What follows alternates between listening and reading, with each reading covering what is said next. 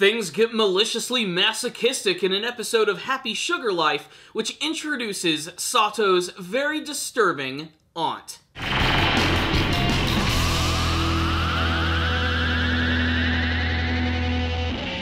Hello my friends and welcome to another review of Happy Sugar Life, an episode where I was fully convinced that Shoko, Satou's best friend, was going to be killed. But no, something else happened. There was a really nice twist in this episode. They've been building up the fact that Satou has been living with her aunt for a very long time, but we've never actually seen her. The show's been making it seem that Satou actually killed her aunt, and it was her body parts that were in those bags.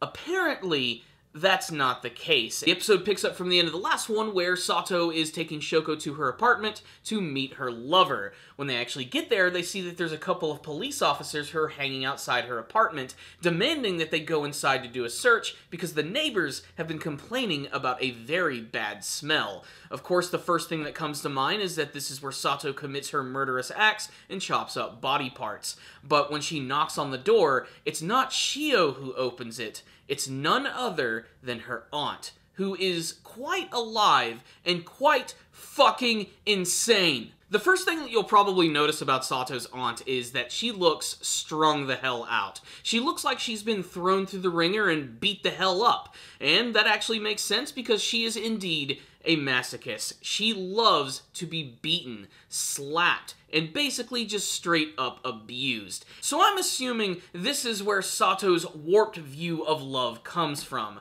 her weird relationship with her aunt. Now, of course this scene is very disturbing because one, apparently her aunt's been around this entire time and that we've never actually seen her where she'd been hiding this entire time. That and the fact that she sort of forces herself on this male police officer, straddling him like a freaking horse and demanding that he can do whatever he wants to her. Smack her around, get rough, she's into everything.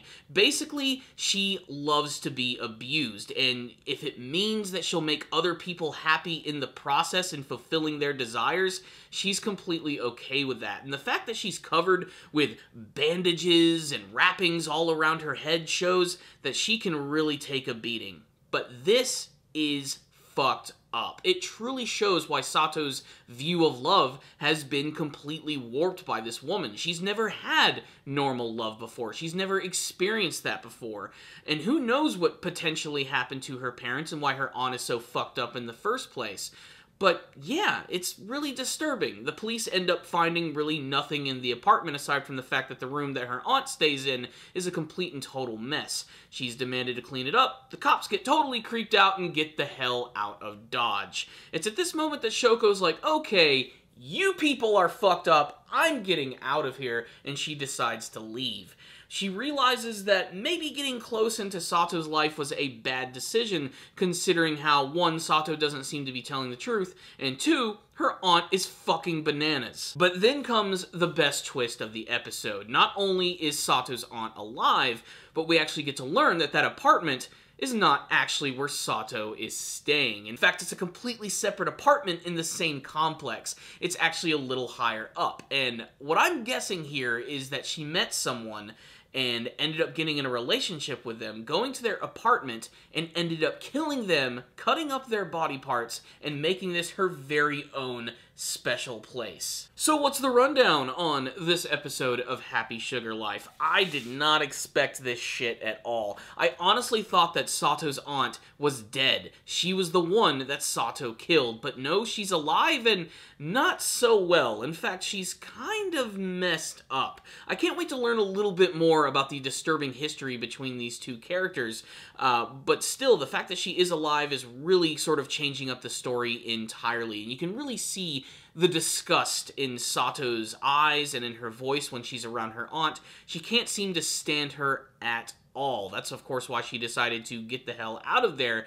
But what's also really strange about all of this is that Satou's aunt seems to be completely complicit with everything that Satou is doing in the first place, allowing her to live on her own, and maybe is even going along with her in some of her crazy killing plans. It's very evident, of course, that her aunt is not exactly normal, to say the least. The fact that she likes to be abused and that she has no problems in accosting a police officer in front of his partner in order to make something crazy go down. That scene alone really pushed the envelope for me, and I was like, is this really happening? Why is no one stopping her? It took the female officer like a solid minute to push her off of the male officer. It was so weird. And the whole episode itself was mostly that scene, and it just slowly burned throughout the entire episode to the point where it really just made things uncomfortable.